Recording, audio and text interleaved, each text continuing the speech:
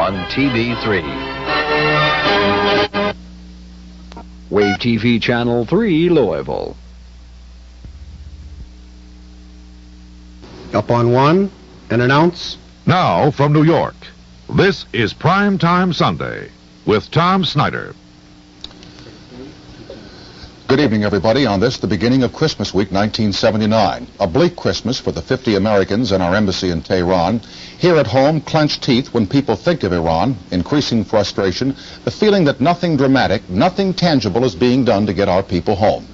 The politicians trying to run against Jimmy Carter are even more frustrated. As we enter the election season of 1980, they're frustrated by their own self-imposed gag rule. Except for a brief outburst by Teddy Kennedy, which seemed to hurt him badly in the political polls, the candidates have refrained from criticizing the president while the crisis continues.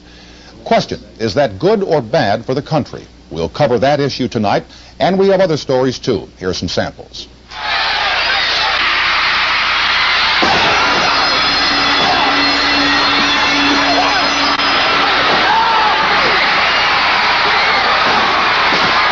Hollywood wrestling is alive and well all over the country, but it is living especially well in the South.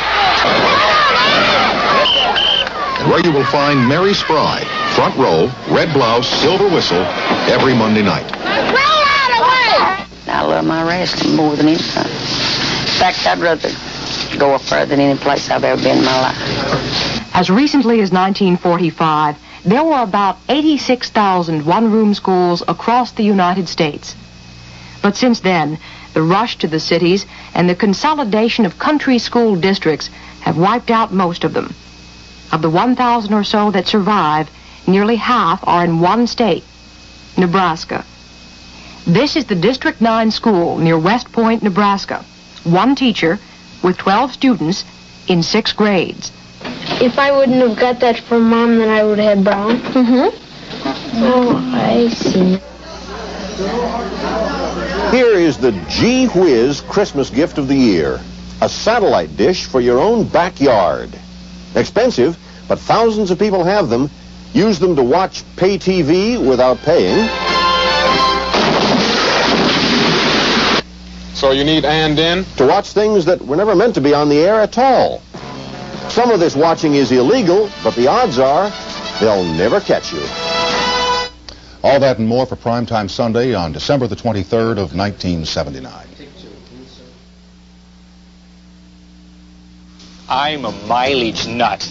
I checked all the figures, and I got a Ford Fairmont. Yeah, 4-cylinder mileage is even higher than last year's. And do they have a 6-cylinder with standard 4-speed transmission, no... In professional wrestling, there are good guys and bad guys, clean fighters and dirty fighters. The rule book gets thrown out the window most of the time, but when good confronts evil, things usually turn out the way they're supposed to. That's not real life, of course. That's pro wrestling, or Hollywood wrestling, as it was called back in the 50s, when guys like Gorgeous George got people hooked. And Americans have been watching ever since. 25 million paying customers a year, watching faithfully, but not watching too carefully.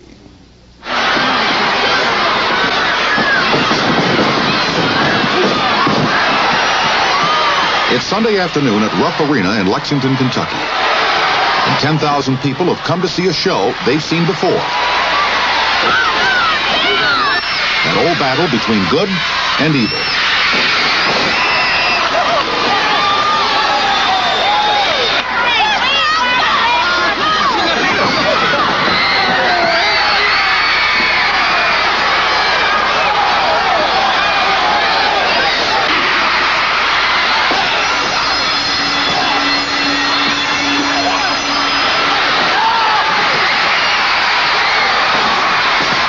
Hollywood wrestling is alive and well all over the country, but it is living especially well in the South.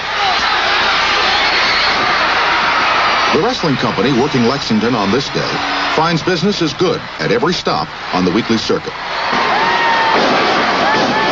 This is Memphis, where Monday Night Wrestling is an institution. And where you will find Mary Spry, front row, red blouse, silver whistle, every Monday night.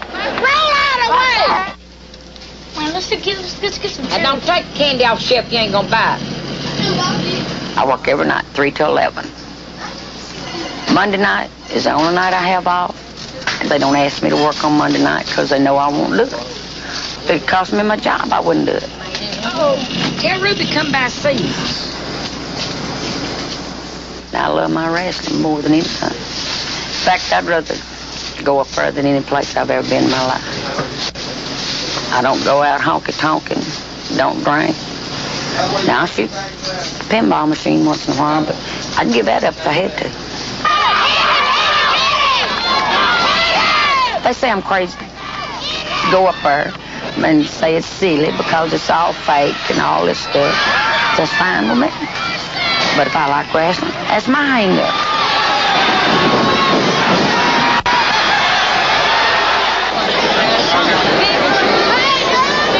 Who's next? Take Hector out first. The one who decides who's next is a promoter named Jerry Jarrett. He controls 30 wrestlers and 8 towns. And he's convinced there's a demand for more. The wrestling fans are the forgotten masses.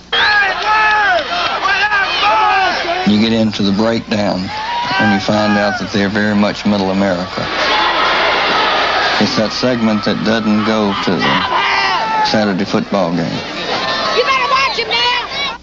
And most of our fans are at home, and they follow us on the television. Yeah, we got everybody. Lance Russell and Dave Brown right along ringside, all ready to go with another big week, championship wrestling. And by golly, we've got ourselves a championship wrestling team. And all you have to do is check your rating books and see a 70 share of the audience in Memphis watching wrestling on Saturday morning, and you see where they are. Now step on him, Steve. Stomp him. Pop him now. Pop him. Pop him again.